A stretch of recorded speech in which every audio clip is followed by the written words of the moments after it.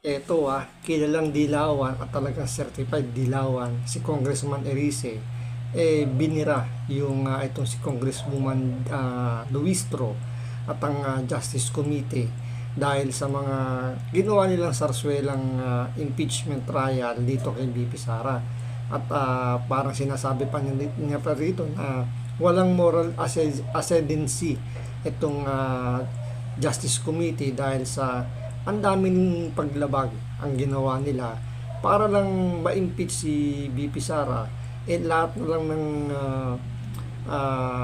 kumbaga lahat ng irregularities talagang hinihilot nila para lang mapatunayan lang nila na meron silang sapat na dahilan para ma-impeach si Vice President Sara Duterte. So ito, pakinggan po natin kung ano yung naging privilege speech ni Congressman Erice sa kanyang pagbira dito sa Committee on Justice kasama na si Congresswoman Luistro. So ito, pakinggan po natin, pero syempre bago ang lahat, kung hindi ka pa nakasubscribe sa Makapili TV, baka naman pwedeng pakipindot po muna yung subscribe button at the same time palike na rin po ng video. Wala naman pong bayad yan, kaya pindot na. So ito, panoorin po natin. Back to the members of the Justice Committee, I cannot in conscience agree that this Congress has the moral ascendancy to claim that the impeachment process is genuinely in pursuit of our constitutional mandate to uphold accountability. Why? Number one, the process beginning the 19th Congress is already tainted. Ito po ay pagpapatuloy lamang ng proseso na naganap ng 19th Congress. It is marked by hundreds of billions in infrastructure allocations and massive ayuda programs to cooperating legislators in the 19th Congress. The allegations of maleta and paper bags of cash during the impeachment process in the 19th Congress, hindi pa po ito naimbestigahan at hindi pa nare-resolve. One of the prime movers of the impeachment in the 19th Congress is Saldico, who resigned and left the country. Nakapagdududa. Dahil yung mismong nangunguna sa impeachment process ang siyang may hawak ng bilyong-bilyong pondo na nawala, nadala sa mga alokasyon na nadala sa mga flood control at anomalous projects. Maraming mga pahayag na nakakabahala, ngunit hindi natin ito iniimbestigahan. Kung susuriin lang natin ang mga allocations sa mga distrito ng mga legislators na aktibo sa impeachment process noong nakaraan, at marami pa rin mga aktibo ito ngayon, in particular in the 2024 and the 2025 national budget, magugulat tayo sa laki nito. Tama naman sinasabi niya, di ba? Ni walang follow up na doon ng hearing na ginawa ng House of Representatives. So nag-conduct sila ng preliminary investigation tungkol nga dito sa maanumalyang flood control scam ng DPWH, pero hindi nila tinapos. So ibinitin nila at ang sabi nila parang ibinigay na nila sa Senate Blue Ribbon Committee yung pagpapasya o yung pag-iimbestiga. Pero joint body kasi sila ng Senado, so ini-expect ng marami na magkakandak din sila ng mga hearing para malaman kung sino yung talagang may kasalanan dito sa flood control. Pero nung time na alam niyo na papunta na yung investigasyon kay Martin Romualdez, that time kasi siya pa yung House Speaker, bigla nila itinigil yung investigasyon. Kaya marami yung nadismaya kasi alam niyo yun, papunta na doon sa sa climax ng palabas nila na masusukol na yung pinaka-mastermind. Bigla nilang binitin yung pag-iimbestiga. Kaya ito yung kumbaga kinadidismaya ni Erice dahil siyempre alam natin dilawan to, siyempre andun pa rin yung nila, yung tatak ng mga Aquino na galit sa mga Marcos. Kaya gusto niyang buhayin uli yung investigasyon ng House of Representatives, pero dahil nga yung mga nakaupo ngayon dito sa mga mahalagang komite ng House of Representatives, ayaw ituloy yung pag-iimbestiga. Nandun sila sa focus ng impeachment ni Vice President Sara Duterte. Even in my opponent in the last elections, the 2025 elections, publicly admitted that she signed the impeachment of VP Sara Duterte in aid of allocation. Natatakot siya na hindi siya mabibigyan ng pondo kung hindi siya pipirma sa impeachment. At ngayon, yan din yung ginagamit daw, di umano, ni Sandro Marcos. So nag-iikot-ikot na raw kasi yan din yung ibinalita ni ni Pulong Duterte tsaka ni Congressman Chanco, kung di tayo nagkakamali. Yun nga, nagpapaikot na si Sandro Marcos at ang pinapanakot nga raw na hindi nga raw mabibigyan ng budget yung kanilang mga distrito kapag hindi pumirma na ma-impeach si Vice President Sara Duterte. These circumstances put serious doubts. Is this accountability or is this about political leverage?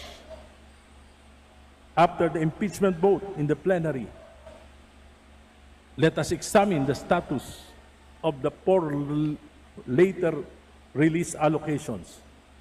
Let us see if this correlates with how members will be voting in the 20th Congress. Yung bumoto ba ng yes, maririlisan?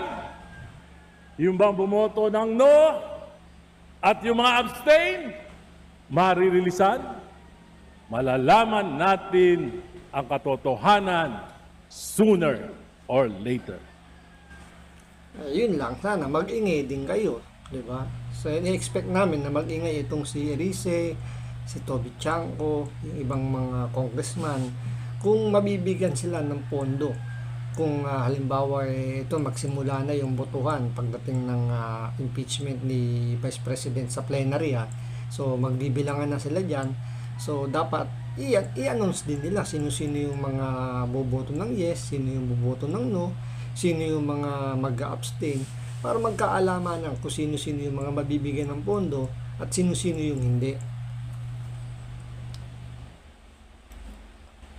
Ang impeachment na ito ay maliwanag na disenyo ng Marcos administration, hindi para malaman ang buong katotohanan at para panagutin, kundi upang pabagsakin ang kalaban sa politika at upang makalusot sa pinakamalaking nakawan sa kasaysayan ng bansa. Ginagamit ang mga institusyon na dapat ay neutral tulad ng NBI, COA, at AMLAC. This impunity, nakakabahala po. Kailan ito titigil? Paano? Pag ako na, tulad ko, na bumabatikos, paano kung gusto kong patahimikin? Gagamitin din ba yung mga ahensya na ito? Baka magulat pa tayo. Maulit ang kasaysayan. Magamit ang mga institusyon para sa pagpapanatili sa kapangyarihan. Naganap na ito. Oo, di ba nangyari na yan tulad nung kay Jason sa NBI. Diba? Ipinakulong. Mayroong direktiba na hindi pwedeng mang-aresto ng alanganing oras kasi nga wala nang korte para makapagpiyansa. Tapos andyan pa yung mali yung kanyang warrant of arrest na dapat bailable lang yung kaso, nakasulat na walang bail. Tapos yung AMLA naglabas ng bank transaction na hindi naman dapat maglabas ng bank transaction. So ang dami nilang wineponize na mga government institution para lang sikidin si Vice President Sara Duterte, kahit nga yung ombudsman na dapat neutral, napasok na rin ng sindikato ni Bongbong Marcos dahil inilagay si Boyong Remulla. nagmalabis. Si Pangulong Duterte, maraming inapi. Katulad ni Congresswoman Laila de Lima. Ako, dahil ako ang kauna-unahang nagsalita laban sa war on drugs, tinanggal ng Duterte administration ang alokasyon sa aking distrito. Ginipit. Palit, kung ginawa ito ng administrasyong Duterte sa kanyang mga kritiko,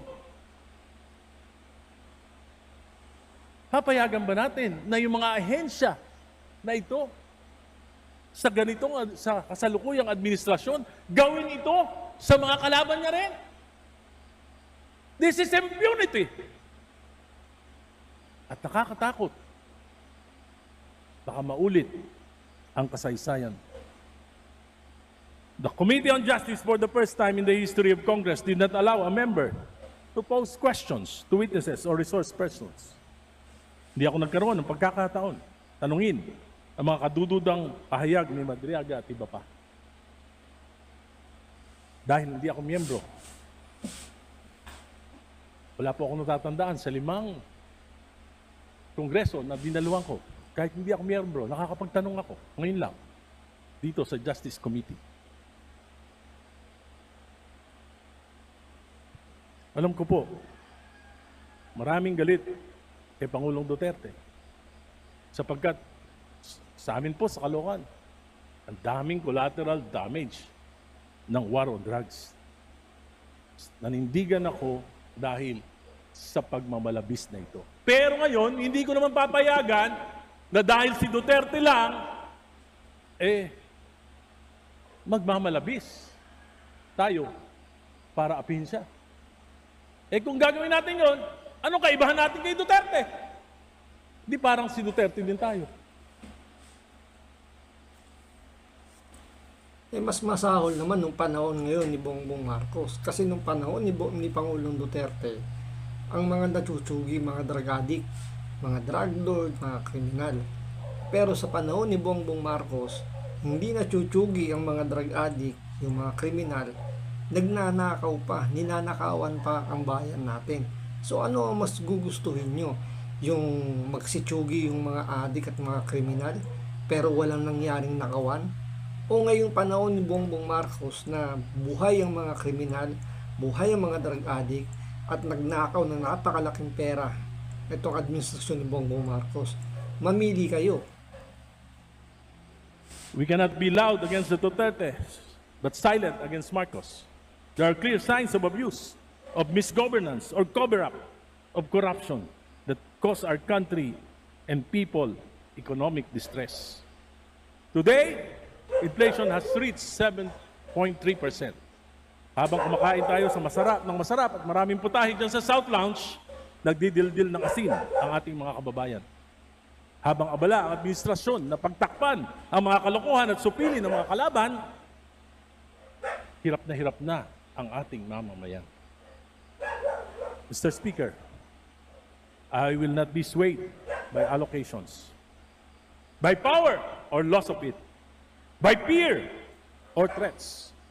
I will stand by the dictates of my conscience, guided by my discernment and prayers, and what I believe is for the betterment of our country.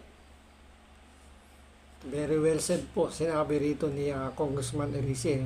Although may mga banat din siya rito kay Pangulong Duterte, pero mas marami yung talagang banat niya dito sa ginawang kabalbalan nitong Committee on Justice, na kitang-kita naman natin yung kaipokrituhan nila na kung paano nila tinrato yung investigasyon o yung ginawa nilang pre-trial sa impeachment ni Vice President Sara Duterte compare dun sa impeachment ni Bongbong Marcos. Kasi nung impeachment ni Bongbong Marcos, yung prosecution team o yung tumatayong piskal, hindi sila kagaya ng yung pagiging, alam niyo, aktibo nila sa kagaya ng impeachment ni Vice President Sara Duterte, na to the point na tinutulungan nila yung mga naghain ng impeachment na makakuha ng mga karagdagang ebidensya. Andyan yung mga pagpapagsubpina, di ba? So, wini-weaponize nila yung mga ahensya ng gobyerno, sinumpina yung BIR, yung AMLAC, di ba? So, sa panahon nung impeachment ni Bongbong Marcos, dineclare kagad nila na walang sustansya, walang probable cause yung impeachment. So, hindi nila binigyan ng kumbaga yung suporta na kagaya ng binibigyan nila suporta sa impeachment ni Vice President Sara Duterte, wala doon sa impeachment ni Bongbong Marcos. Kaya dito, dismayado yung dilawang itong si Rize sa naging kilos ng mga kasamahan niya dyan sa House of Representatives. So, hanggang dito lang po muna. Maraming salamat po sa panonood. Ingat po kayo lagi. God bless.